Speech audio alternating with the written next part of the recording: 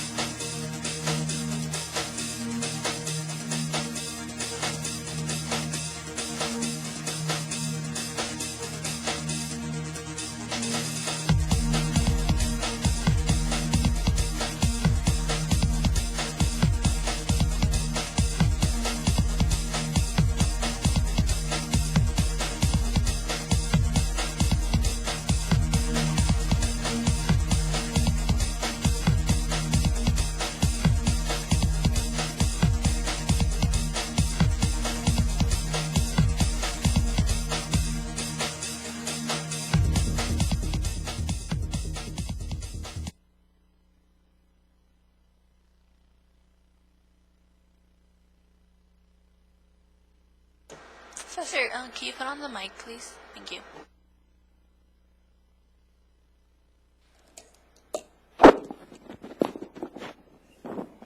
Okay, so let's resume some of the topics we were starting to touch in the last class. Again, I'd like to begin with just a recap of the course so far. We started out talking about the phi layer, and you learned a lot about how to model wireless channels, and in particular, a lot of the modeling has to do with capturing path loss, random variations, capturing ideas of coherence time, basically the dynamics, and a little bit about delay spread, the problem of intersymbol interference. We talked about different COM schemes, ranging from simple modulation schemes for digital modulation, how they perform. We talked about MIMO, CDMA, or more generally direct sequence spread spectrum, frequency hop spread spectrum, coding, OFDM. So all of these are different approaches to making sure that the data that we're sending over wireless channels is as robust as possible, as high throughput as possible, is as energy efficient as possible. And in this whole context, we started to sort of see one unifying theme is this power, error rate,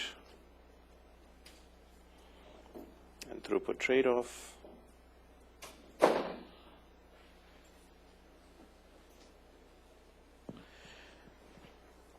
And for example, in the context of MIMO, we pointed out that you can either use these multiple antennas that you might have on senders and receivers to improve your throughput, or to improve the error rate, and there's actually a trade-off between those. For regular modulation schemes, we pointed out how you can, as a function of your SNR, choose a different modulation scheme to give you higher or lower rate, depending on the power is, if you keep the error rate fixed. Or you can use the additional SNR to reduce your error rate if you keep your throughput fixed. So those were the kinds of things we talked about.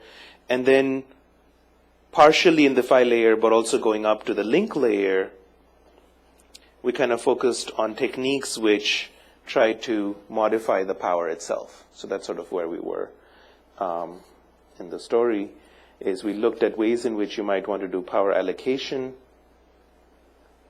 over parallel channels, which was the problem we called water filling. And we also talked about a different problem of power control over independent links. Okay.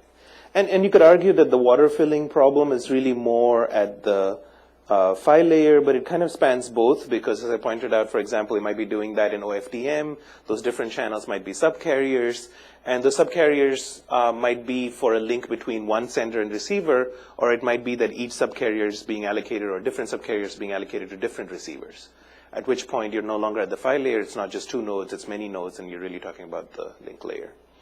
The other problem of power control we looked at was sort of how do you adapt your power so that you make your SI and R just the right value for each link in your network, so that both links, for example, can be satisfied. And that's clearly many different communications happening at the same time. That's clearly at the link layer, not at the physical layer. So the physical layer should really focus on a point-to-point channel, should talk about how you represent information, but when you really get to looking at how do you packetize that information, already things like coding could be said to be really starting to be close to the link layer. But certainly when you talk about many, many links, like CDMA is a link layer technique for figuring out how to have many different users occupy the same spectrum, but by giving them different sequences for spreading their data. So really we've started with the physical layer, but I've been sort of drifting towards the link layer. And currently, the set of things we're talking about at the link layer have to do with power allocation, power control. Okay? And after this, we'll more explicitly talk about access techniques, random access techniques, scheduled access techniques. So that's sort of where we're headed. So in order to understand this power allocation problem, let's recall the problem again. So the power allocation to maximize sum rate subject to total power constraint.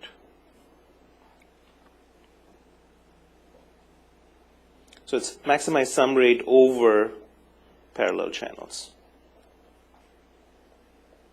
Right?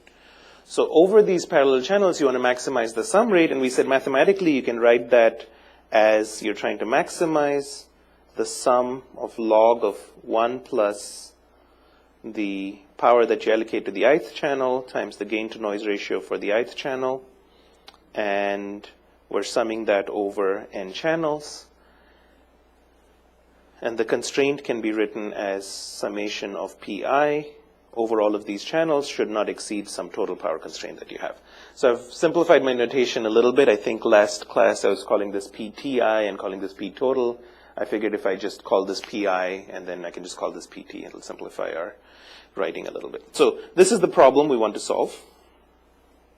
And sort of implicit in this optimization problem, of course, is that we cannot allow power values to be negative, right? So there's sort of an implicit constraint for all the I. So let me just spend a minute pointing out that everything inside this box is a purely mathematical statement, right? If you forget everything you know about wireless networks, everything you know about physics, but if you're a pure mathematician, you hand this over to somebody in the math department, they don't know any electrical engineering, we give them this box, they can tell us the answer, right? And in this box, certain things are known. So the assumption in giving them this problem and say, solve it for us, would be that we tell them something that we know, and then they tell us back what we don't know. So in this optimization problem, right, so this is what's called a constrained optimization problem. Certain things are known. So what is known? The gain to noise ratio is assumed to be a known quantity. So you have a set of channels. For each of those channels, you know how much does your transmitted signal get attenuated by, and you know how noisy each of those channels is. So you tell this to the mathematician. You also know the total power constraint, and you tell this to them. This function log is something that came from our understanding of channel capacity. But once we hand it over to the mathematician, it doesn't matter what generated this model. It was some process by which we did that. They don't care about it. Everything inside this box is a purely mathematical statement.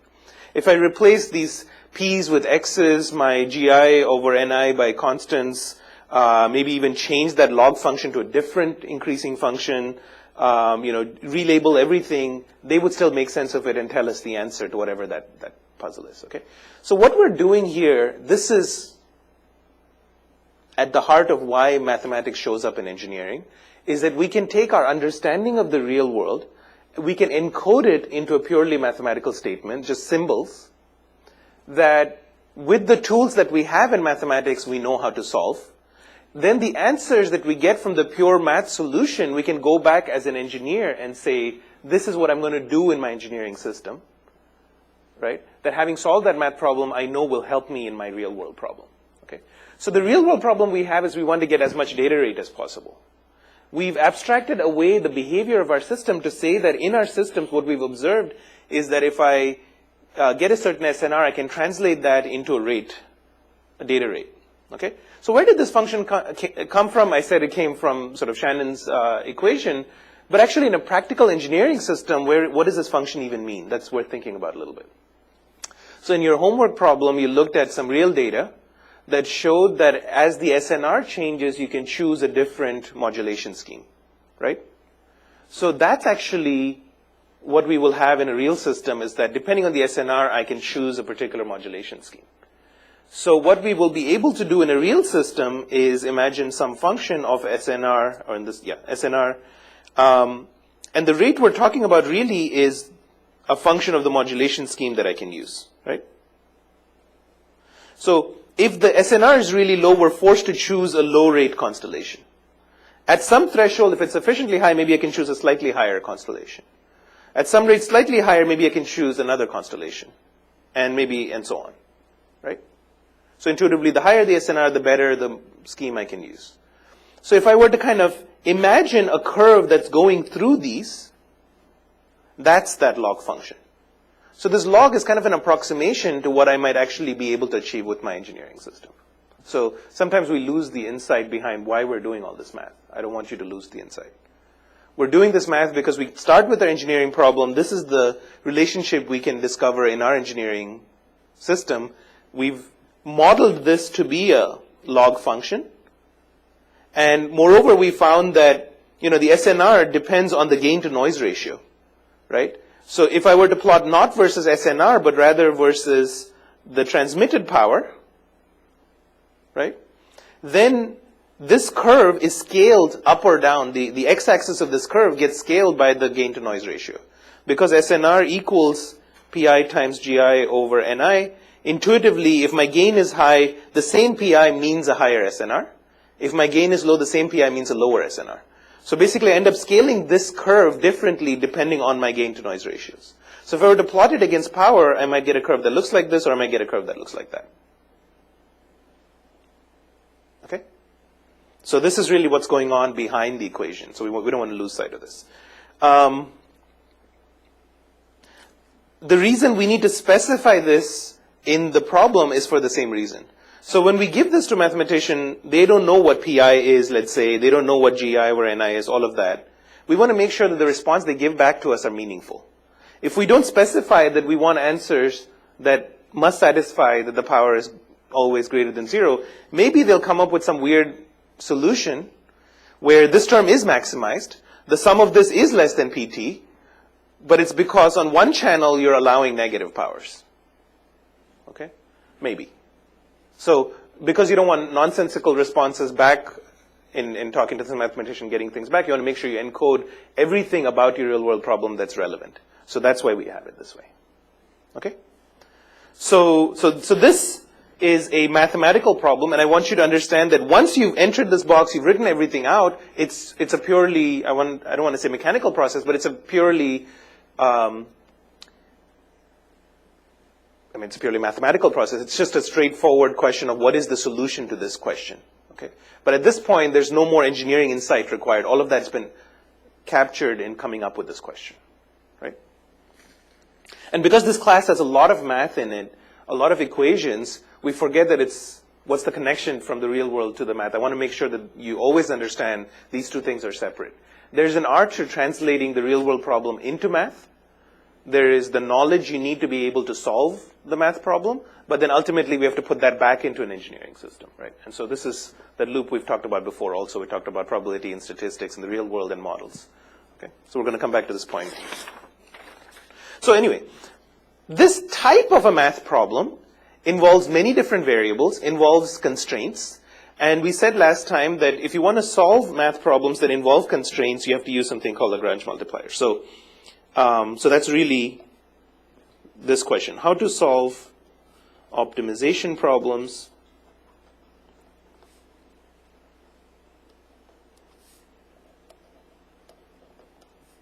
involving multiple variables and inequality constraints.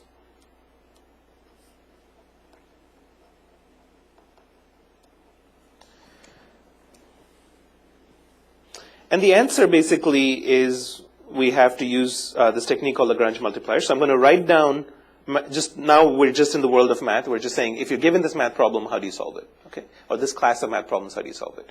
So another way of thinking about what we're doing now is it's sort of similar to when you take a course in algorithms, for example, right?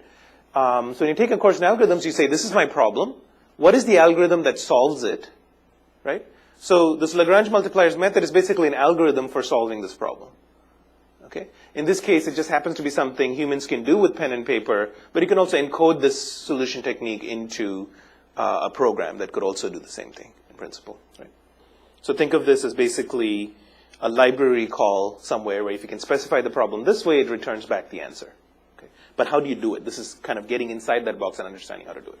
So here's the problem. The particular class of problems this is getting at looks like this. So you want to maximize over a set of values that you can encode as a vector x, some function f of x. Okay? And because it's a vector, what we mean is that it's potentially, some collection of these variables. And then we have a set of constraints. So the constraints look like some g1 of x is needing to be less than c1, some g2 of x needs to be less than c2, ... up to g, let's call it m of x, must be less than equal to cm. Okay? So these are m inequality constraints. Notice that in my constraints, the constant on the right is greater than this function of your vector. Okay? If you have a constraint where it's the other way around, that your function is greater than equal to the constant, you just multiply both sides by -1 and you can express it in this form. If you have a constraint that's an equality constraint, then you can say, let's say you have a constraint that says gx is equal to c1. You can convert it into this form by having two different constraints, one that says it's less than equal to that c1 and it's greater than equal to that c1. Both of those conditions holding is the same as saying it's equal to that c1. So in fact, this is a very general way of expressing all constraints you might have on the problem. Okay? And since we haven't said what g is, it can be any arbitrary function. It doesn't have to be linear functions, it can be anything. So it's a very general way of writing a problem. Okay? So there are these two numbers to be aware of. N is the number of unknown unknown variables. Okay? And m is the number of constraints. I accidentally used the word random. Please know that there's no randomization. There's no source of probability in this problem. Okay? Everything that we have, C1, C2, Cm, are deterministic constants. The functions f, g1 through gm are all known functions to us. They're not random in any way. So there's no randomness in this problem. Okay. Going back to our power control problem, when we're solving this problem, we're assuming that the gain to noise ratio is a known constant. And I said that if you have a slow fading environment, you can measure the gain, you can measure the noise power, it's not going to change much, then we can use this technique. If you have a situation where the gain to noise ratio is a random variable, then you might need to do something more sophisticated. Maybe we can come back and talk about that. But right now, everything is kind of deterministic. Okay, so if you're given a problem of this type, right, so this is the problem, then there's a particular way of solving it. There's a solution approach. And the solution approach is using something called Kkt conditions.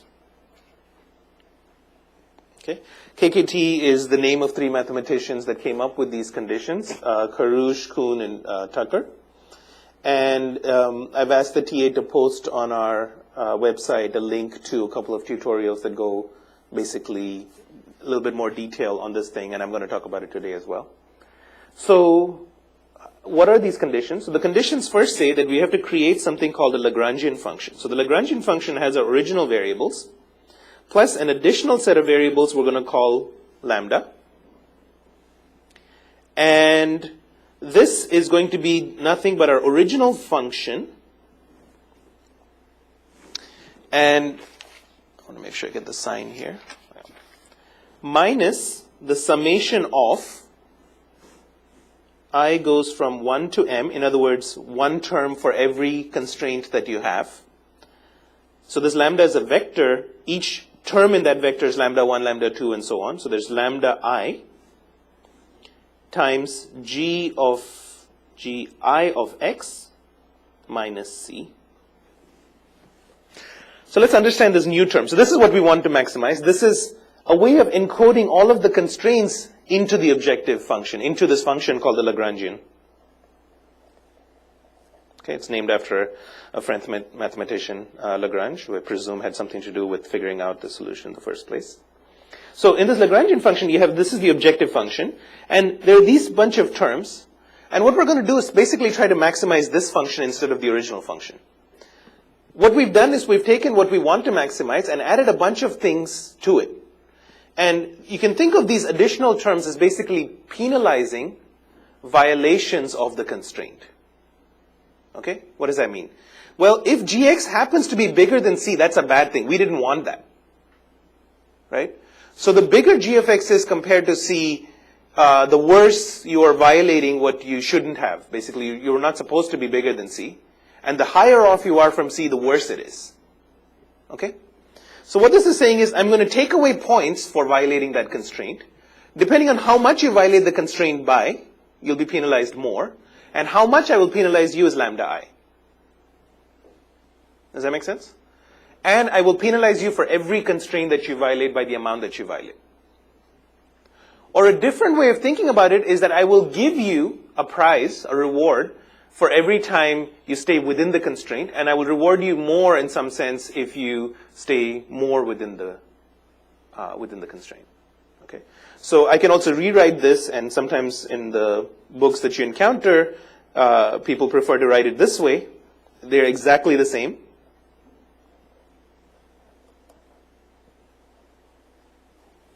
So this is exactly the same as this. All I've done is taken this negative over here,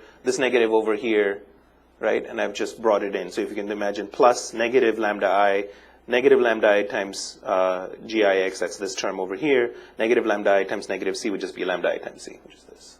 It's just a rewriting of the same thing. So these are both equivalent.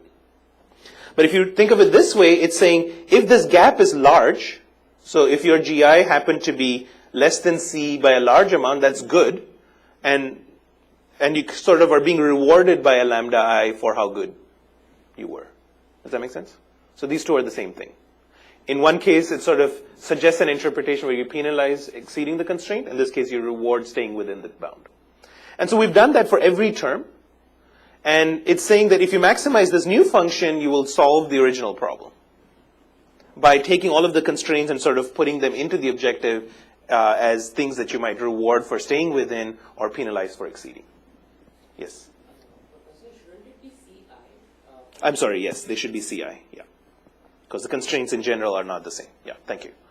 So if you can write it in this form, that's the Lagrangian. The Kkt conditions say the following. One of the Kkt conditions is that the Lagrangian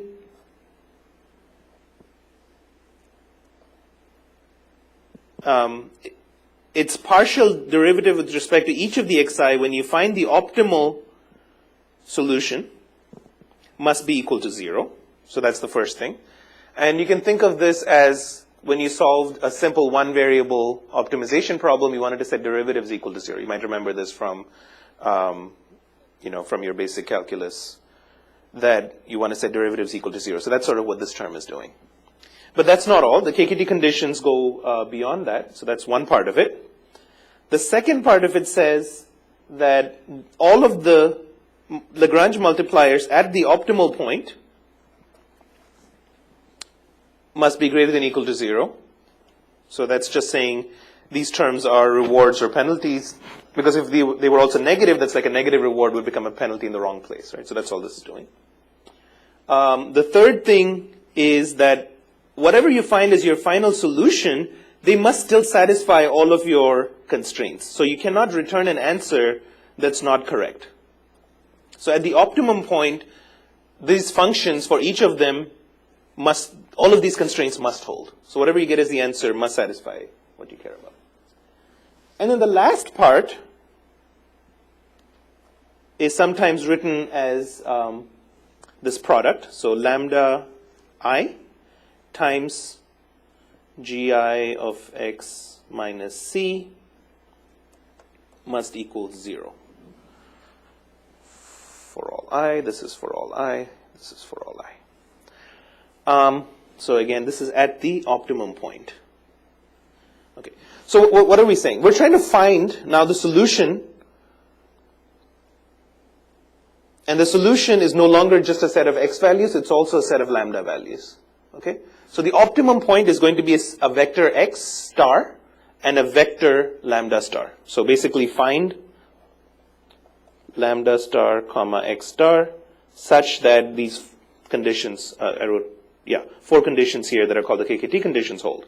The first condition is at this vector, the derivatives of the Lagrangian with respect to the x variables, each of them must be equal to 0 for each of them. Second, all of the Lagrange multipliers at the optimum point must be non-negative. Third, all of your constraints must hold at the point that you return. And fourth, this particular expression for each I must hold. And this expression, this condition, goes by a name called complementary slackness.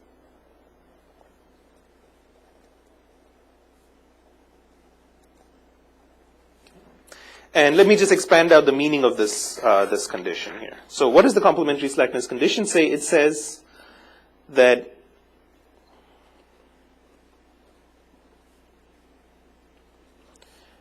one of the following must hold. Either lambda I star is actually equal to 0, or, so either this term is 0, so you have a product of two numbers and they're equal to 0. The only way that can be true is that either the first term is 0 or the second term is 0. There's no other way, right? They can both be 0, that's fine, but it can be that they're both not 0. If they're both not 0, there's no way for this term to hold, right? So, or gi of x minus ci equals 0.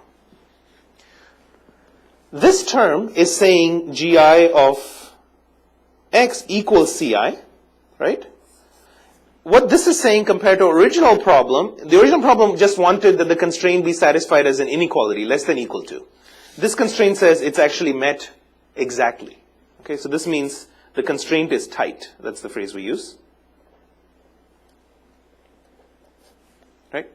Alternatively, because in the solution we must satisfy the constraint, if this is not true, maybe you find a solution that's called an interior solution. So you have a point where it's not meeting this constraint with equality, but it's still unequal. Then it must be true that the Lagrange multiplier for that constraint is 0. Okay, so one of these two statements must hold. So that's the meaning of the complementary slackness condition. So let's take an example first before we apply it to power control.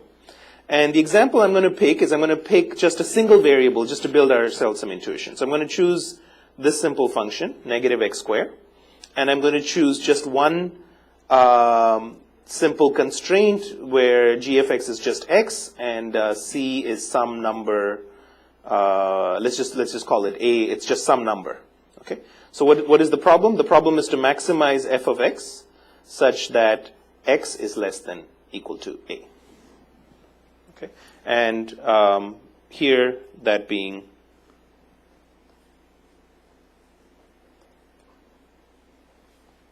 what it is, this is the problem we have. Okay, so this is a special case of our problem. I've simplified matters, so we only have one variable x. We only have one constraint, x must be less than equal to a. This function is very easy to figure out. It's simply x squared looks like this, right? So this is x squared, and so negative x squared is simply this. And as you can see, if I had no constraint on x, the answer is this point over here, which is 0. The highest negative x squared gets is 0, right, at x equal to 0. So the answer should just be 0 if the constraint allows it. Okay, and that's the key point, that it's not the unconstrained problem, but this condition. So what is a? Well, a is under our choice. It's what I would tell you. If I tell you that the A is over here somewhere, what would be the answer?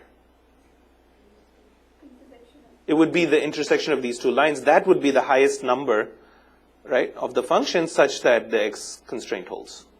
If it was any number either on the line or to the right of this line over here, what would be the answer? It should just be 0. So in this case, the answer lies at the boundary, and in this case, it lies in the interior, right? And this method of Lagrange multipliers will help sort all of these pieces out for us. Okay. So what will we do? So now the Lagrangian is going to have a new variable, because there's only one constraint, there's only one variable. And it's going to be written as minus x squared minus lambda times x minus a. So this is our Lagrangian. And it has to satisfy certain things, we said. So condition 1 tells us that at the optimum point, partial L partial x at x star lambda star has got to be equal to 0. So the derivative of this with respect to x has got to be 0 at the optimal point. So derivative of this with respect to x is minus 2x. The derivative of this with respect to x is just minus lambda at the optimum point. This already gives us a relationship. It tells us that lambda star must equal negative 2x star. Okay. Our second condition said that lambda star must be greater than or equal to 0. So that's a simple condition. The third one tells us that the constraint must actually hold. So whatever we return as an answer must satisfy the statement. The fourth condition, we said the complementary slackness, tells us that either lambda star is going to be equal to 0 or x star is going to be equal to a. These are the only possible answers.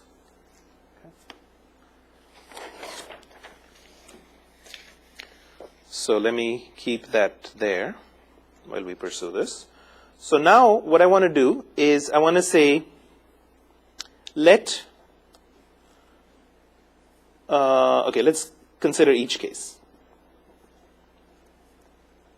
Right? So case 1, let's do a is less than 0. Case 2, let's just try a equal to 0. Case 3, let's try a is bigger than 0. Right? These constraints that we have, and see what happens in each case. So if a is less than 0, our insight was the answer should be this point. Let's see whether the Kkt conditions tell us that. So when a is less than 0, it tells us that x star is going to have to be less than or equal to whatever that value of a is. So it's also going to be a negative number. And this equation over here tells us that whatever x star is going to be, it's not going to be 0. So it's going to be minus 2 times whatever that number is that it comes out to be. So in this case, lambda star cannot be 0. Right? And if lambda star is not equal to 0, then x star must simply equal to whatever that a is. So it tells us that in this case, the only way to make it work out and be consistent with the Kkt conditions is that x star must equal to a. Because there's only two possibilities. Either lambda star is 0 or x star is a. But we have an equation here that tells us that lambda star is going to have to be minus 2 x star. And we know from this equation that x star is going to be some negative number, which means that lambda star is negative 2 times that negative number. It's some positive number that's not 0. Right? Strictly bounded away from 0, so this condition cannot hold, which only leaves this one. So in that case, x star simply is going to be a.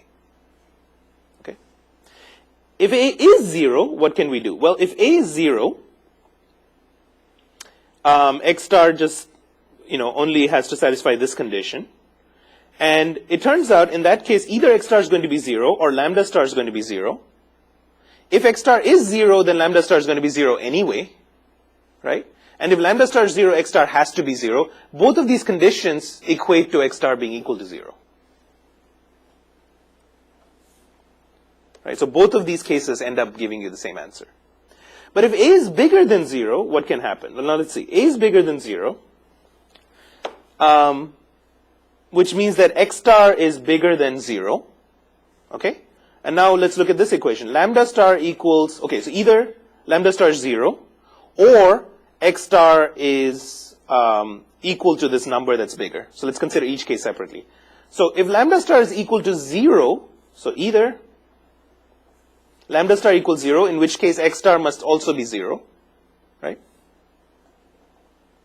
Or x star equals this number that's bigger than 0, in which case lambda star would be equal to minus 2 times this number bigger than 0, which means that lambda star would be a negative number. But we have this statement here that says that's not allowed, right? So, or lambda star is less than 0, but that's not possible, right? So that doesn't satisfy the condition. So in fact, the only possible solution if a is bigger than 0 is x star equal to 0. Right? And so this solves the problem we set out. If a, that constraint was anywhere to the right, it's going to return this point. If it's anywhere to the left, it's going to return the intersection. So these Kkt conditions, this is really an illustration of how that solution works. So this is not a proof that it works, but this is an illustration of the idea. Okay. So we can apply these Kkt conditions. It's, think of what we're able to do with it. It's really powerful. I can solve this type of a problem not just for a single variable, but for as many variables as I want. It can be a multi-dimensional problem, so long as these derivatives exist. That's the only thing I require, that the function have derivatives. It's a smooth function. It also allows me to have not just one constraint, but as many constraints as I want. And for any such problem, applying the Kkt conditions can help me figure out the answer. Okay, so it's a very strong tool to solve any problem that lies in that class. So let's return back to our problem.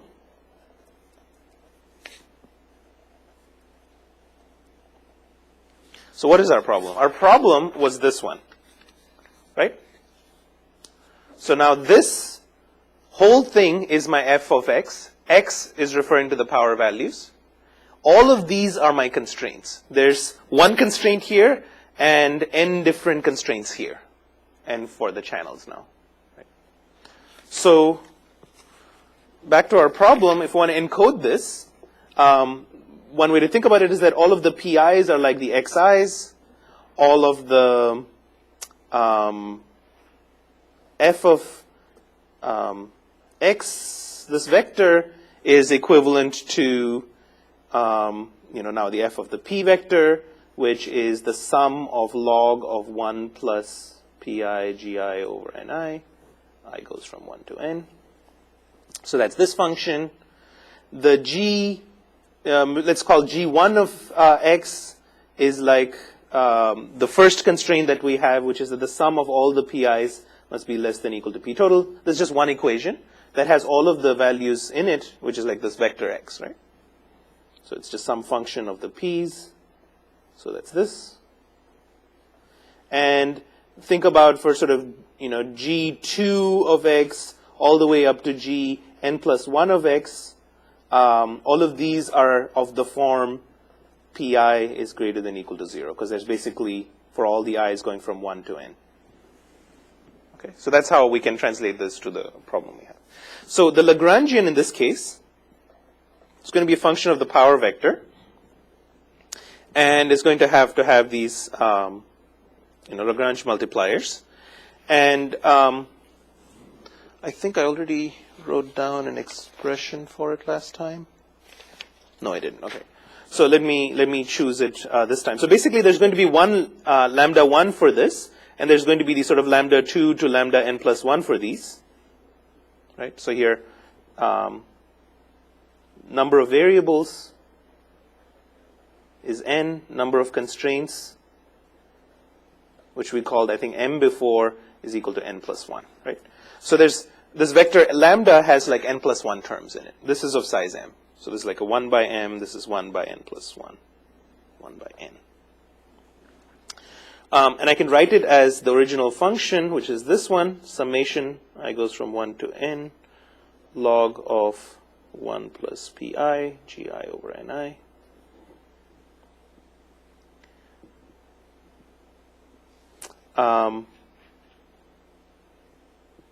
Let me just write it this way. So minus lambda 1 times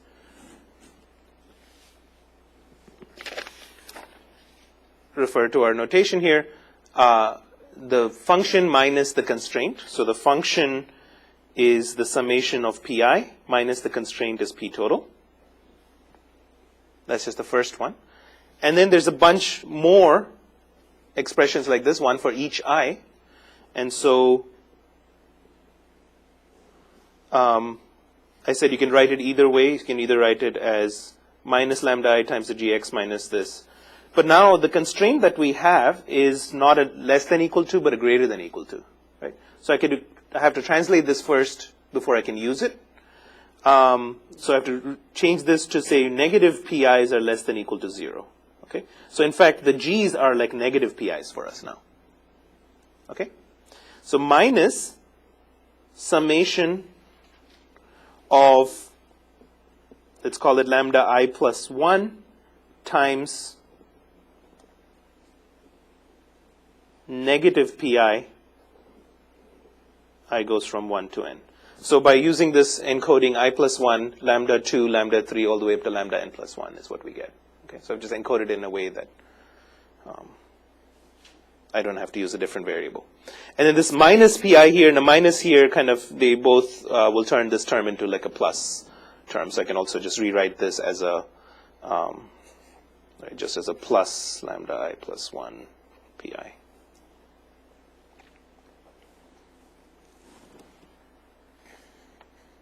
Okay, so it's clear that there's some qualitative difference between these lambda 1s and the lambda I plus 1s. So what I'm going to do just for notational convenience is I'm going to give them different names, but we can always translate them back. So I'm just going to give them different names. I'm going to call lambda 1 to be mu, and I'm going to call lambda I plus 1 to be equal to nu I. Okay, so this is nu I times pi. And then this term here is just mu times summation of pi minus pt. So so basically this lambda vector, which is like lambda 1 through lambda n plus 1, is being written as mu comma nu 1 dot dot dot nu n.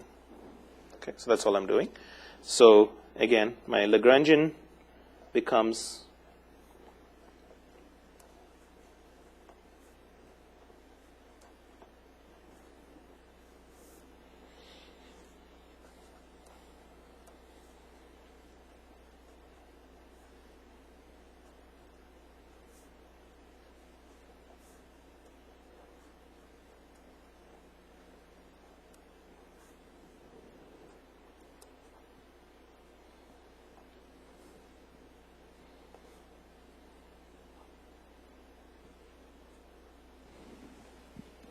okay.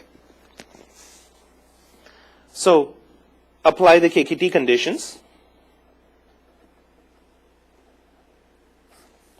The first one tells us that the partial derivative of the Lagrangian with respect to the xi's, which are pi's for us, at the optimum vector p star, mu star, nu vector star should equal 0. This really challenging looking expression, we have to take its derivative with respect to pi, okay, the ith power level. There's all these summations that just means that any term in which pi doesn't show up is a constant as far as pi is concerned. The derivative of those terms with respect to pi will all be 0. So from this whole summation, only the term that has pi in it matters when you take the derivative. Okay, so this has got like p1, p2, p3, so on. If you're taking derivative with respect to p2, only the term with p2 matters. If you take the derivative with respect to p3, only the term with p3 matters, and so on. So if I take a derivative of this whole first term, I will simply get log of 1 plus pi gi over ni, its derivative with respect to p. If you remember, the log has a derivative that's just log of x has a derivative 1 over x. And then we apply the chain rule, we have to take the derivative of what's inside. So this turns out to be 1 over what's inside here is 1 plus pi times gi over ni, but then the derivative of this part of it will just give you an extra gi over ni that you multiply with. Okay, so the derivative of this whole term, including all the summations, is just this one component. Okay. The derivative of this term with respect to pi, again, only the pi'th term in the summation matters. PT is just a constant, mu is whatever it is, it's just a constant. So the only term that matters is the term that has like a minus mu pi in it. Its derivative is just minus mu. Okay. So now this is at the optimum point. So these are the points we're trying to figure out. Again, this is a bunch of pi's, but only the ith one matters, and its derivative with respect to pi is just nu I. So this must equal 0. That's one equation we get. Okay, so let's call this equation 1. The second KKT condition, referring back to here, just said that all of these multipliers must be greater than or equal to 0. So it just says that mu star must be greater than 0. All of the nu I stars must be greater than or equal to 0. The third KKT condition is this one. It tells us that all of the constraints must hold at the points that we find. And in particular, it means that the summation of pi stars must be less than or equal to pt when we find the answer. And it must be true that all of the pi's we return must be bigger than 0. The fourth KKT condition tells us the complementary slackness holds. It holds for every one of the Lagrange multipliers. So let's break that down into two sets of conditions, one for mu and one for mu and one for each of the nus. So for the mu, the condition is either mu star equals 0 or the summation of pi must equal p total. Of course, they can both be 0. And that, I mean, this can be 0 and this term can hold. That's fine. But one of these must hold. Okay? And the second one says that either nu I star is 0 or pi star equals 0. Why is that? Because the constraint here looks like this, right? It's just this term over here. So either the power level is 0 or the corresponding variable is 0. So now we have this equation. This is not just one equation. Notice that this is actually n different equations, right? One for each channel.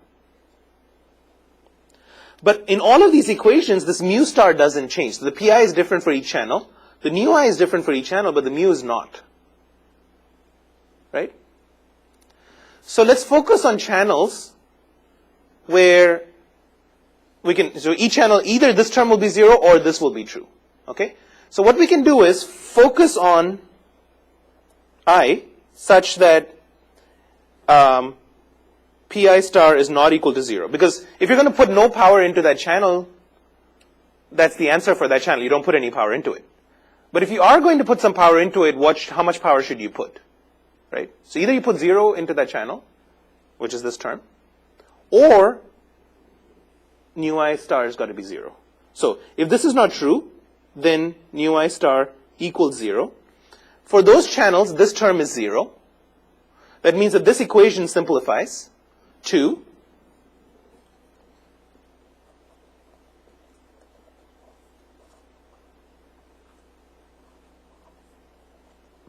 just gi over ni divided by 1 plus pi star gi over ni must equal mu star.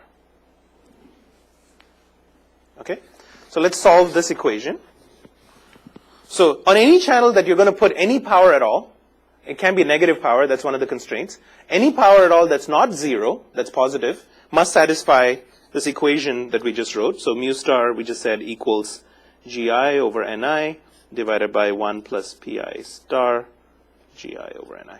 So of course, we want to figure out what power to put, so let's try to bring this up and this down. So 1 plus pi star gi over ni equals gi over ni divided by mu star. I can subtract out from 1 here, divide both sides by gi over ni, so I get pi star equals, let's just write it.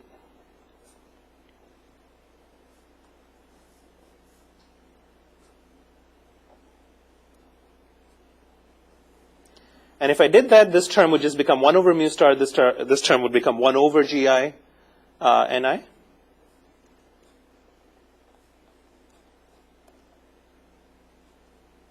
Which is the same as saying just p star equals 1 over mu star minus ni over gi.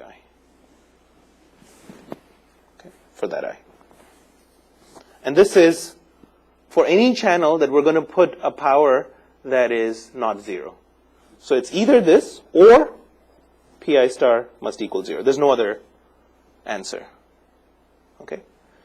And in particular, note that if mu star happened to be such that this term becomes smaller than ni over gi, that would force you to have a negative number, and that's not allowed by one of the constraints.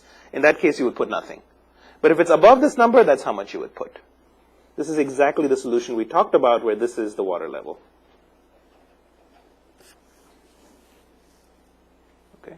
So this 1 over mu star, the Lagrange multiplier for that first constraint, is that water level we talked about in the solution. Right? How do you find it? How do you find the water level? We have this statement over here. Either mu star has got to be 0, but we just said, if this is 0, pi star is going to be a negative number, and that's not allowed. Right? And we have a condition that says it's greater than or equal to 0. So mu star is actually always going to be some number that's bigger than 0. Right? And in that case, this term is not true. That means that, in fact, the summation of pi must actually exactly equal to pt. Right? Moreover, summation of pi star equals pt. Which means that I take all of these equations for every channel that I don't put a negative power, I put a 0 power. For any channel for which I don't put a 0 power, add up this number, it would add up to p total. Right? So summation over all I of 1 over mu star minus ni over gi, and this positive accounts for the case when I might make it 0. All of these things must add up to p total. Right? So this equation and this equation together, let's call this A and call this B. Together, A comma B give us, so let me make this plus actually. So together, this statement and this statement give the solution, give the water filling solution, which we talked about already. Okay. So what are we doing and what have we done is that we started by looking at how do you solve general problems of this type. And we looked at the problem we wanted to solve, which was this one. And we said that it fits that general approach. We wrote down how do you solve it is you must satisfy these Kkt conditions. So we figured out the Kkt conditions for our problem, which happened to look like these. And then we figured out what do these equations mean, what are the only possible combinations of p star, mu star, and ui star for which all of these Kkt conditions hold. That answer happens to be this. So this is how you do water filling. This is how you do power allocation. Okay. Has this nice intuition. In the next homework problem, you're given a different power allocation objective. So here, the goal was to maximize the sum of the rate on every channel, right? Imagine you have a different application in which each channel is for a different user, and that ith user is asking for a particular data rate. They're asking for a data rate of, let's just say TI. Okay, so the ith user wants a particular throughput. So you want to get this rate that you provide them to be as close to their demanded throughput as possible, right? If it's below that, that's not good. If it's too far above it, that may not also be good because you may be wasting power, giving them more rate than they need, right? So what's the right power allocation in that problem to satisfy all of these users with a certain demanded rate? And I formulated, or you can formulate a different objective function that looks like this instead. So this homework will be posted certainly by tomorrow and will be due the week after. Okay. So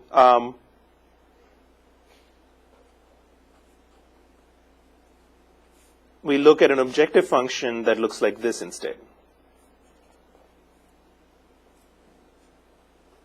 So this rate at the ith channel is still the same function that we have.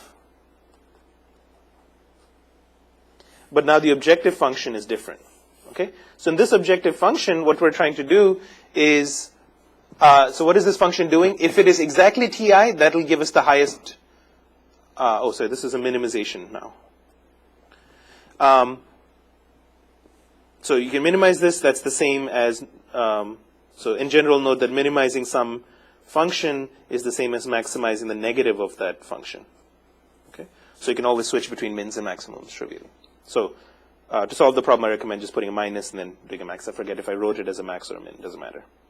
So, but this term over here basically would be smallest when Ri equal to Ti.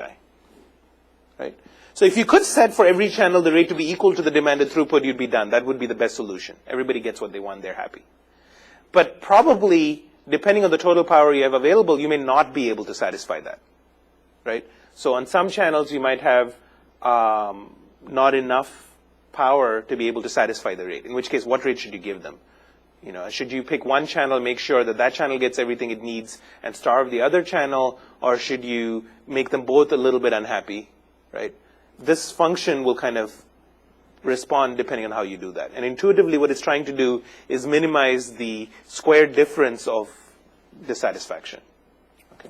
So that's a reasonable objective function. So this one emphasizes not maximizing the sum rate, but rather meeting requirements and fairly meeting requirements. So you'll see when you work out the solution to this problem that it looks different from water filling, as you might expect. So depending on what you want to do. So going back to, I gave an analogy for sort of maximizing your GPA, but maybe what you want is for each class you had a certain threshold you needed to meet, so you just don't want to maximize the total score across all the classes. You want to meet as close to as possible the requirement for each course. How would you split your time? The answer might be quite different. And so you'll see when you do this, you'll derive some insights. And you will effectively have designed your own power allocation algorithm for a different objective. Right? And the purpose of this assignment is to show you the power of mathematics and the power of modeling. By taking the exact same problem, the same models, but just changing the math problem, we can design a system that does something else for us that we might care about. Right? Ultimately, do you want to build a scheduler that sends packets in such a way that your total throughput is high? Or do you want to build a scheduler that meets the requirements of all the applications of the clients? It really depends on the application. Okay. When we were working with the Sprint Labs people, we initially started with the sum rate maximization, but realized that sometimes it's very unfair. Certain users don't get any power at all. They get starved and will be really unhappy, and they're paying customers. And so if you're running a business, maximizing some throughput is not always what you want. Okay. So then we had to kind of modify the functions and figure out what to do. But once you realize that the whole point is not just to blindly take a solution and just use it, but rather say, I can think about the problem systematically. Here's how what I care about can be expressed. Then when I solve it, I get what I want. So that's what I wanted to say about power control, and I think you know at this point enough to solve the problem that will be on your homework assignment about it. So I am inclined to spend a little bit of time skipping a little ahead to the next topic, and then I want to come back to the power control over independent links. So the topic I want to introduce is called Slotted Aloha, which is a form of randomized access.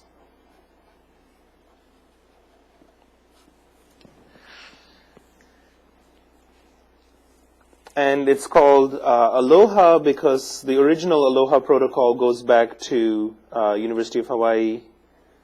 And Aloha means, it's a greeting in Hawaiian, back in the 1970s, early 1970s. And actually, Professor Norm Abramson, who invented Aloha, was here to give the Viterbi lecture this year. And I was really delighted because I had written a paper about Aloha that I got him to sign for me. So what is Slotted Aloha? It's literally the simplest thing you could do to access a medium across multiple users. So the way they'd originally come up with it, the reason they come up with it is that they had a solution or a situation in which there was a tower on one of the islands in Hawaii, and this was back in the 70s, so every island had one computer that they wanted to network. Okay? And this one radio was like a giant radio tower that could talk to all the islands. And they wanted to be able to upload the data coming from the computers on each of these islands to the common base station. And the question was, how should they do it? There was only one channel. It was a single channel that was shared by all transmitters.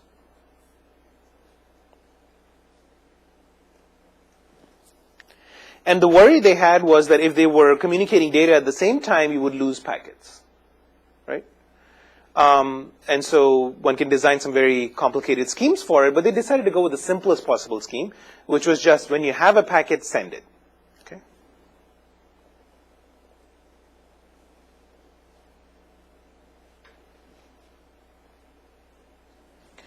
So that works well if most of the times they're not likely to have a packet.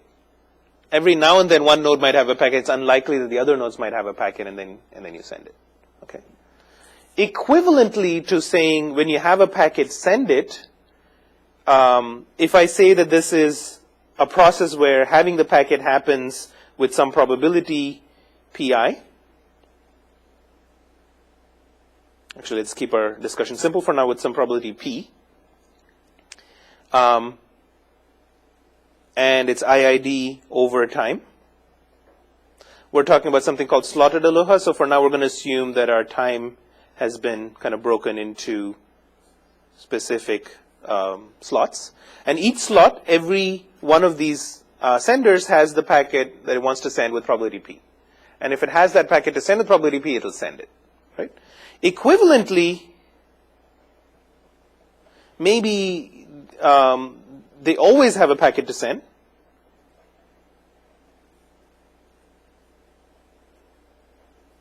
But send with a randomized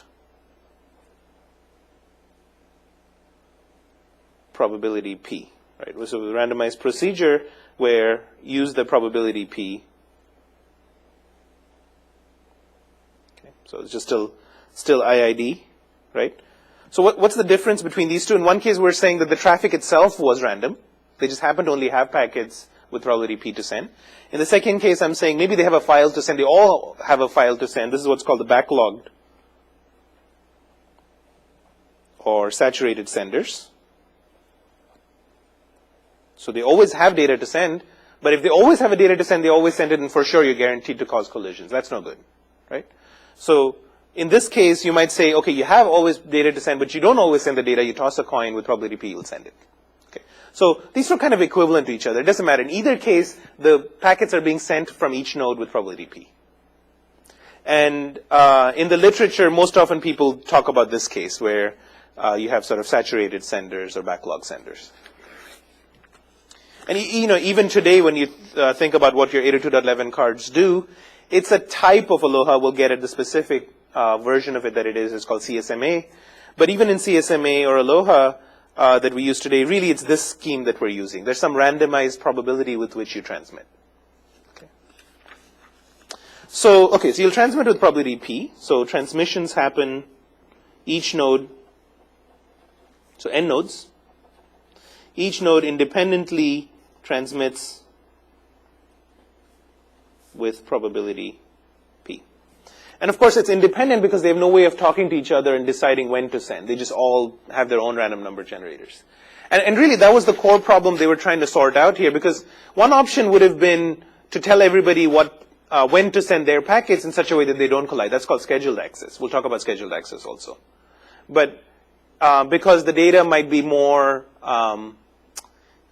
sporadic and bursty, sometimes you have data, sometimes you don't. It's better to design a protocol that doesn't require you to have a preset schedule, because maybe you won't even need to use it most of the times. And so in those cases, this randomized access works well. And here's the simplest possible randomized access scheme. And you do this at each slot, right? IID over time. So there's no memory. If you just send a packet, it has no impact on whether you're going to send a packet or not. The next time, you're going to do again with probability p that transmission. And so the question to ask is, what is the throughput? Right? So these n nodes are backlogged or saturated. And so sometimes we refer to this type of throughput as saturation throughput. And so we're asking what is that throughput going to be? So that process looks something like this. Here's one node sent a packet. I'll just say it's occupied with a packet. This time one node sent a packet. On this time maybe two nodes sent a packet. Maybe on this time nothing got sent. Maybe on this time 3 nodes sent a packet, maybe this time 1 node sent a packet. So we're assuming that there's a collision if more than one packet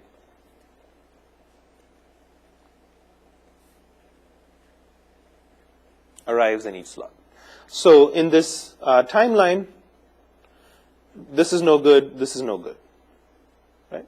So in this simple example, out of the 1, 2, 3, 4, 5, 6, maybe 7 slots that we have, only 1, 2, 3 slots had any packets in it. The throughput is like 3/7 in this case, right? But in general, what's the throughput? That's the question we're asking. So if we want to figure out the expected saturation throughput or the expected throughput,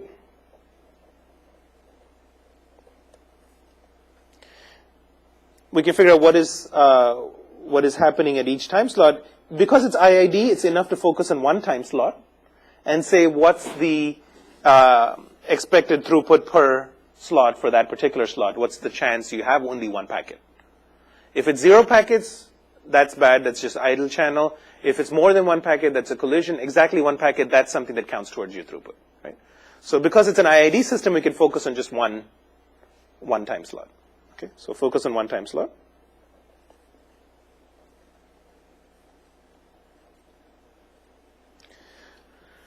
So 3 things can happen. We said either there's 0 packets, 1 packet, or greater than 1 packets. Well, each case is, so this is a random variable, right? So this is the number of packets.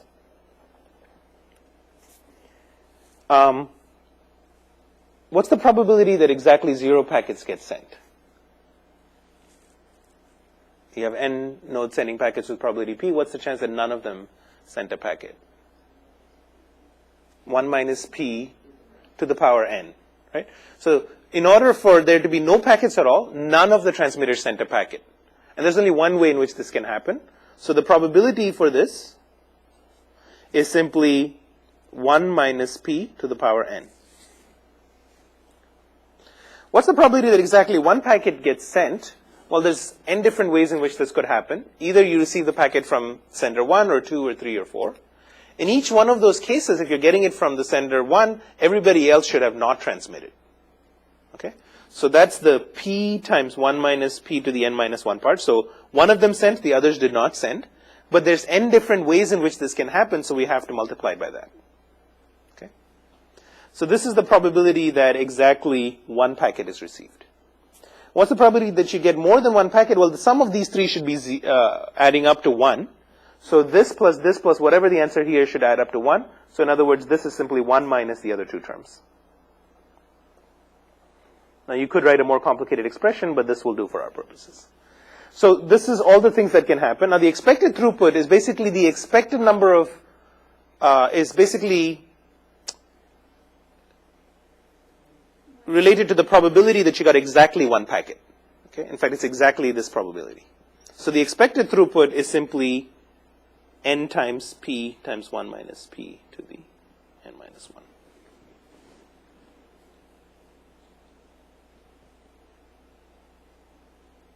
So,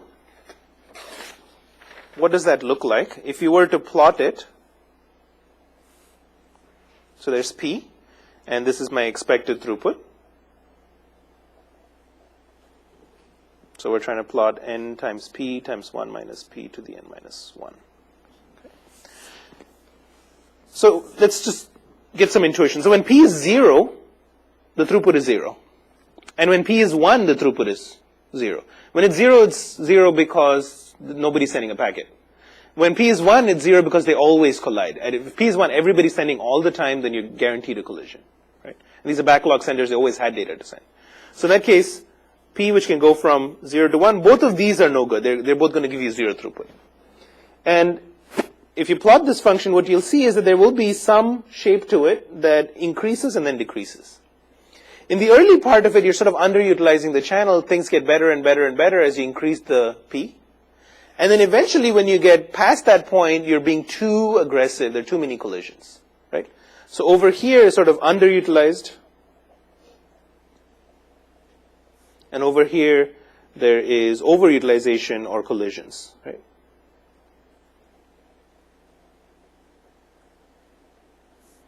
this P over here, that's the optimal P. You want to be there. Now, what is that optimal P? Well, let's try different examples. Let's take a special case. Let's just set n equal to 2. Clearly, if n equals 1, there's no problem to solve. There's only one user. You should just always send, right? But n equals 2 is the first interesting problem to solve. So that's 2 times P, 1 minus P. This is the function you want to maximize, right, over all the P's that you have. Well, 2 is just a constant, so you basically want to maximize the function P times 1 minus P.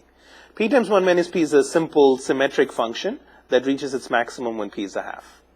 Okay, so this is max when P star equal to 1/2, at which point the throughput is going to be 2 times 1/2 times 1/2, which is 1/2.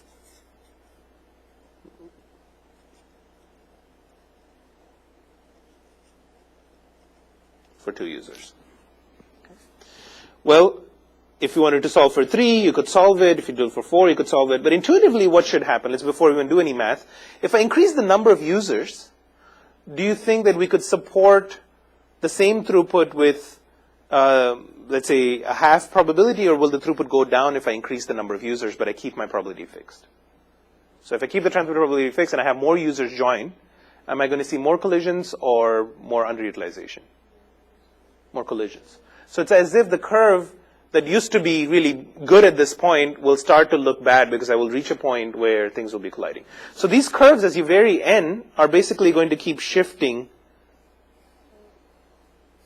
Right, so these shift to left, if you will, and I should have drawn a little bit more carefully. They also sort of become the throughput, the maximum throughput point also kind of shifts down as the number of users increases. So in general, if I have this equation n times p times 1 minus p to the n minus 1, and I want to maximize over p to solve this, it's a simple unconstrained optimization problem for us for now with n being some general number. We want to find out what's the p that's maximum. So if you were to solve this,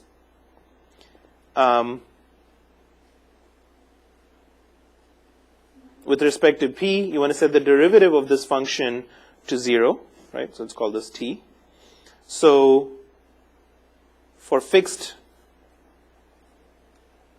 n, if this is just a constant, it doesn't matter. What really matters is the term in here.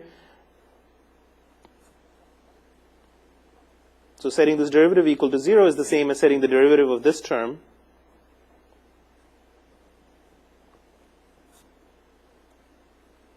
derivative, actually, it's not even partial. We want to set this equal to 0. And this is a product of 2 terms, so we can write out that product. So the derivative of the first one times the second term plus the first term times the derivative of the second term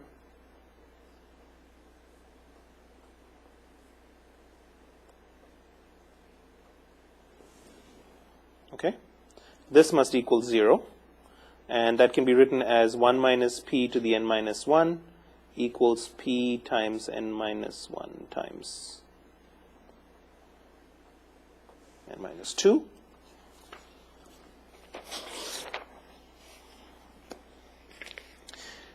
This term has basically 1 more power of 1 minus p than this term over here. They cancel out, and you get 1 minus p equals p times n minus 1. And that can be written as 1 minus p equals p times n minus p. Cancel these, you get, this is all at the optimum point, right? So we want this to hold at p star. So the equation we're writing here is for p star, the optimal p. So the optimal p star is simply 1 over n. Okay, which is why for 2 users it was a half. For 3 users, it's 1/3. For 4 users, it's 1/4, and so on. And so this is the optimum probability to operate for Slotted Aloha. And the maximum throughput is n times p times 1 minus p to the n minus 1 at p star. So it's n times 1 over n times 1 minus 1 over n to the n minus 1. This cancels out. And you're left with this equation, 1 over n to the power n minus 1. And what you can prove, and you can see that for 2 it's 1 minus 1 over 2 is 1/2 to the 1, which is just 1/2, which is what we had. For 3 users, let's just try this out for a couple of them. So if n is 2, it's 1/2. If it's 3, it's 1 minus 1/3, which is 2/3 to the power 2, which is 4/9. Okay, and you can see that this is less than a half, right? And you can keep going. In general, this equation, this throughput as a function of n, the optimal throughput, will tend to this number, 1 over e, okay, which is roughly 36%. And this is the maximum throughput of Slotted Aloha as n tends to infinity. N gets larger, large. It doesn't have to tend to infinity. In fact, by the time you get 5, 6 users in there, you pretty much are getting about 36%. Okay, so 50% is really the highest you could have gotten was just 2 users. But as you increase the number of users on this channel, the total throughput starts to drop, and you can never squeeze out more than about 36% of your channel's throughput out of Slotted Aloha. So that's the bad thing.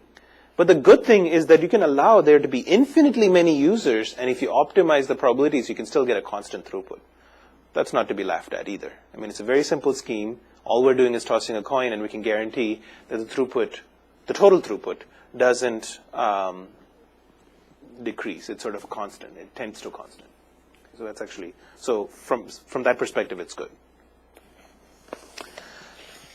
So one thing we are often interested in is to look at what if different users send or need to send different rates. Right? Can we adapt Slotted Aloha to handle that? And the simplest way to do it, you can imagine, is that maybe the user that wants more data to come in can transmit more aggressively with a higher probability than the user that doesn't care so much about getting a high data rate out of the system. Right? So this is what I call PI Slotted Aloha. So consider the simple case with 2 users. So if you have 2 users,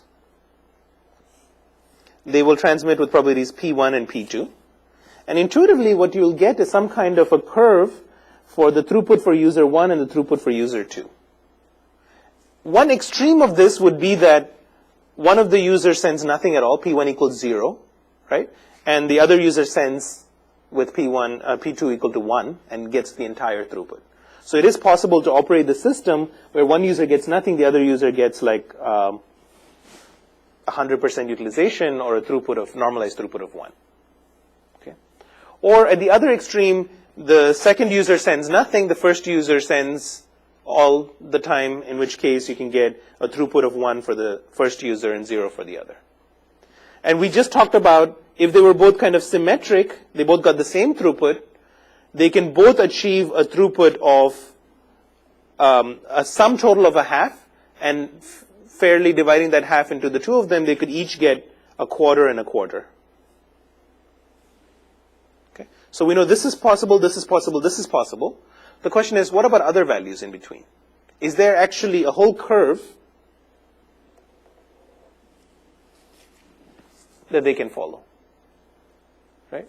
And in this curve, there would be different amounts of throughput that each user would get.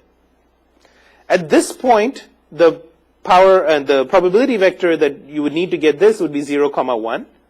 Right? This is P1, P2. In this case, to get this, you would have to get 1, 0 for P1 and P2. Over here, we said they would both have to transmit at probability half. But maybe you can try other values and see where you end up. Right? Now, it turns out that if you just try different values of P1 and P2, and you can do this, you just run a Matlab script or program where you just try different values of P1 and P2, see what throughput the 2 users would get. What would that look like? So the throughput for user 1 now is the probability that it sends, but the other user does not send. The throughput for the second user is simply the probability that it sends and the other user does not send. Right? That's all it is. Okay. So if you try different values of P1 and P2, you can figure out T1 and T2, and you plot a point here. If you tried that for different values of P1 and P2, what you would find is that there is indeed such a curve, and what you end up doing is you end up populating all the points inside and at the boundary of this curve, but I should have allowed that dot to go outside. You can populate everything inside, but never outside. So this cannot happen, but anything inside can actually show up as you try different values of P1 and P2. To give you an intuition, for example, how to achieve the throughput of 0 for both users. What would you do to do that? Have them both send nothing or always send. Right? So in fact, you can even achieve this point. And you can imagine as you try different values, you could get different throughputs, but there is a curve that you cannot exceed. Okay? So the boundary of this curve that you cannot exceed is called the saturation throughput region. Okay? So it's really maximum feasible saturation throughput region. Right? So how to generate this curve? One way is just by simulation. You can try different P1, P2, run it through this and see when you get. But you would ideally like to be able to characterize this curve mathematically, and we can do that, and we'll do that in just a second. Before I do that, for your homework problem, you're asked to look at and show the saturation throughput boundary for 3 users. You can just do that with simulation. Hopefully, I'll get to in the next 15 minutes the characteristic of how to find the boundary. There's actually a very simple expression that helps you find the boundary.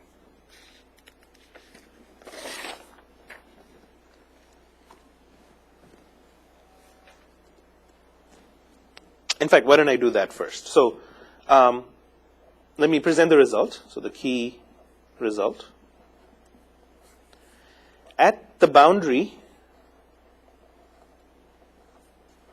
of the 2-user PI Slotted Aloha saturation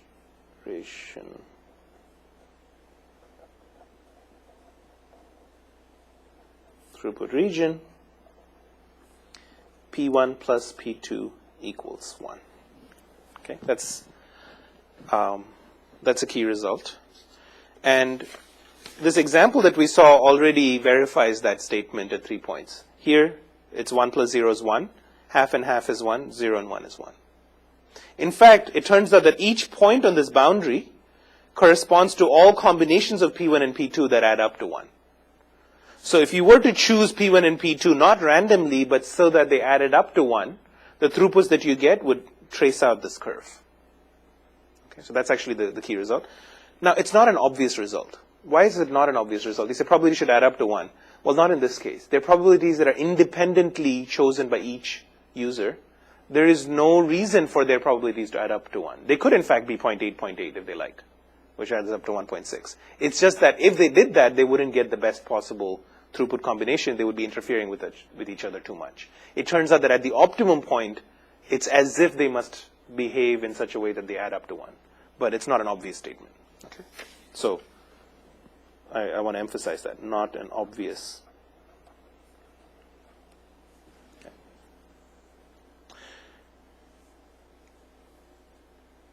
So many years ago, about 2000, and I might forget the year now, about 2010, 2011, thereabouts, a student that was in the class listening to this result, and we'll talk about how to derive it, asked a very interesting question. So he said, well, for the general solution that we just saw for P slotted aloha, P star is 1 over n. If you have n users, n times 1 over n is also 1. Their probabilities at the optimum point for, if all of them had the same probability, does add up to 1 also. And here, you're telling me that P1 plus P2 equals 1, no matter what P1 and, no matter what P1 is. So not only at that symmetric point, but for all points, this is true. So he asked, in class, Shankar Ganeshan was the name of the student, he asked, is it true that the summation of I goes from 1 to however many users you have, for any number of users,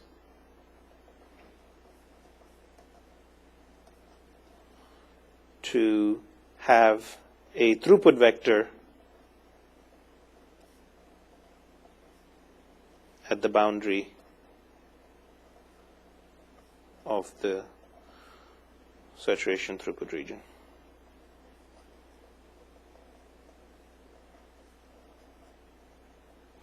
Okay. So let me explain what I'm saying now. So we just looked at a figure for 2 dimensions, right? And the boundary if it was this curve. Imagine in 3 dimensions, as your homework assignment, is you're going to generate this surface in 3 dimensions. Now there's sort of this 3-dimensional surface that's going to end up resulting. And all of the values of the throughput combinations in 3 dimensions that are sort of behind that surface are going to be feasible. But it has a certain boundary that's the best you could achieve, the best trade-off you can have between the throughput of the 3 users. And his question was, is every point on this curve, which is of course generated by the 3 users picking different probabilities, P1, P2, P3, going to satisfy that P1 plus P2 plus P3 will be equal to 1? Not only that, for 3 dimensions, for any number of dimensions, any number of users. Okay? I thought this was a fascinating question. It's not obvious what the answer would be. But certainly the hints seem to point that this is a good question to ask, right? So I didn't know the answer. I said, I'll look into it. That weekend, I thought about it, I worked it out, and I proved that, in fact, it is true. But then I found out that somebody in the 80s had proved it before. So it's a known result. It's not a well-known result, but it is a known result. So in fact, the fact that these probabilities add up to 1 at the boundary of the saturation throughput region is not just true for 2 users, for as many users as you want. So what is the moral of the story? The moral of the story is, maybe I don't care about giving everybody the same data rate. I want to give them different data rates, right? But when I give them different data rates, I would prefer the answer to be such that you're at the boundary of this region. Because any point inside here is strictly a worse solution than any of the points to the top and right of it that are on the curve. So if I choose some point in the interior, I give some throughput to this user, some throughput to this user, I could have done better for at least one of the users, if not both, by choosing any of the points in this region. So all of these points in the interior are sort of bad solutions. That's why the points in the boundary, what are called Pareto optimal points, are the ones I care about. So I want to operate my system at the boundary. And what this is saying is there is a way for me to guarantee that I'll operate at the boundary, which is to ask them to pick probabilities such that they add up to 1. Right? Now, if you choose any arbitrary choice that adds up to 1, it'll put you on the boundary, but it'll put you at some arbitrary point in the boundary. What you might actually want to do is to find a particular point in the boundary where you give the 3 users a particular value of the throughput, right? And so it's enough to search over all vectors that add up to 1 to find that point that you care about. So it sort of simplifies your search problem a little bit. So, in fact, the more general result, and we won't prove this result, we'll prove the result for the 2 user case. Since we've run out of time today, I'll do that after the break. But the more general result is that at the boundary of n user saturation throughput,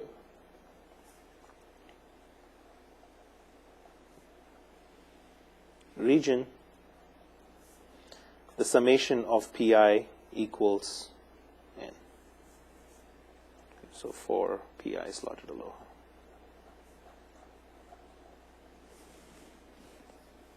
And the corresponding throughput for the ith user is going to be pi times the product of all, let's call it j not equal to I, 1 minus pj. Right, so that's the throughput for the ith user. So in general, what's happening is that you choose a p vector, and that gives you a throughput vector. So every user picking a certain probability, sending packets with that probability, will give user 1 a certain throughput, user 2 a certain throughput, user 3 a certain throughput, and so on. That answer of what throughput they get, that will be given by this expression. Yeah. Oh, what am I doing? Yes, thank you. Sorry. Yeah. Well, that would be disastrous if I left you with that. Yeah, sorry. The summation of all the probabilities will be equal to 1. And again, not an obvious result. Okay. So what this means is, the way for you to generate the boundary of the saturation throughput region, you can do by simulation. Try all the p-values, see where you end up. You'll find that all the points lie within a certain surface. It turns out that this surface is completely described by just picking all of the pi's that added up to 1 and generating the throughput for each user that will tell you where in the three-dimensional space you are. This is a three-dimensional throughput space, right? This is T1, T2, T3. But for every combination of T1, T2, T3 on the boundary, Excuse me, Professor, this is your 5-minute warning. yeah, corresponds to some P1, P2, P3 such that P1 plus P2 plus P3 equals 1. And all the points that are not on the boundary are precisely the ones for which this condition does not hold. Which is why if we give all of them the probability 1, that's a bad idea, because they're always transmitting, they're always colliding, their throughput will be 0, they will not be at the boundary. If I give 2 of them 1 and 1 of them 0, that's also a bad idea. Those two will always interfere. That will in fact be one of these vertices.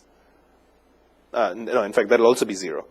If I give one of them 1 and the other two 0, that will be one of these vertices. That adds up to 1. That's on the boundary. Right? And if I want to be right in the middle, I give them each 1/3, 1/3, 1/3. That will put me right in the middle. If I gave 60% to one of them, 0.6, and then 0.2, 0.2, that will be somewhere else on the surface. But if I do 0.6, 0.2, 0.3, that will be in the interior. Because now one of them is sending a little bit too much and is interfering and reducing the throughput. Right? So this idea is, we'll see how to prove the statement, but at least for the 2-user. But the core idea here is really very deep. Because this is telling us something about how to operate a randomized access system optimally. It's telling us that we should design, we should engineer their probabilities in a way that they satisfy this. And in some sense, it's a multidimensional optimization problem similar to what we were talking about before. Where before we were trying to choose power levels, now we're trying to choose access probabilities. Right? Except before I had a particular function to optimize. Here we haven't stated yet what that is. Right? But in fact, you can then formulate such a problem. We're not going to do it, but in theory, can now formulate some function of T1, T2, T3 that you would like to maximize such that the summation of the PIs must be equal to 1. And we know that doing this is good, it's a good idea, right? And so each throughput, we just said, is a function of these other things. So you can now do, like, figure out what values of PIs will optimize the function you care about. So for example, if you care to maximize their sum throughput, there are actually 3 different answers. Either give all of the throughput to the first user or the second or the third. And basically, the 3 vectors 1, 0, 0, 0, 1, 0, 0, 0, 1 are all solutions to that problem. But maybe you want to give them different throughputs as a function of how much data they have. You can set up an optimization problem for that and find the point in the space that satisfies that as well. Right? So it's sort of a powerful way of thinking about how to do resource allocation in wireless networks. Okay, so I will stop here. You can use this fact that at the boundary P1 plus P2 plus P3 equals 1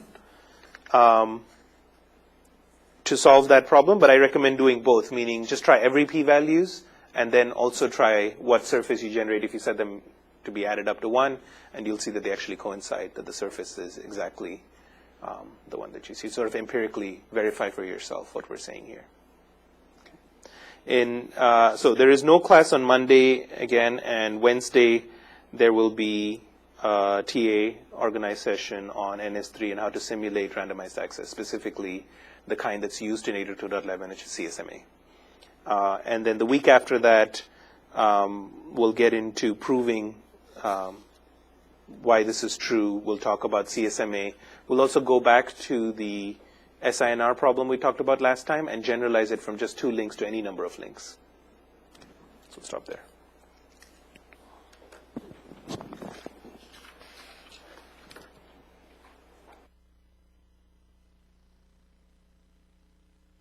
This concludes EE 597 with Professor Krishnamachari on Wednesday, June 8, 2016.